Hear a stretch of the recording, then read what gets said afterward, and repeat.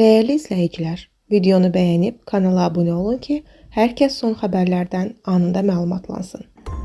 Murad Həşimov ARB xəbərin yeni aparıcısı olacaq. Xəbər verilir ki, bu barədə məlumatı ARB TV-nin informasiya və analitik verilişlər şöbəsinin müdiri, baş redaktor Ruslan Herayev sosial şəbəkə hesabında paylaşıb.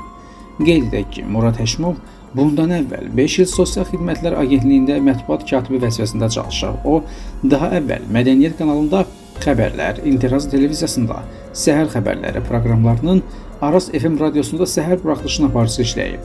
Son təyinata qədər isə ARB TV-də Yaşamaq Gözəldir və Günə Doğru proqramlarının aparıcısı olub.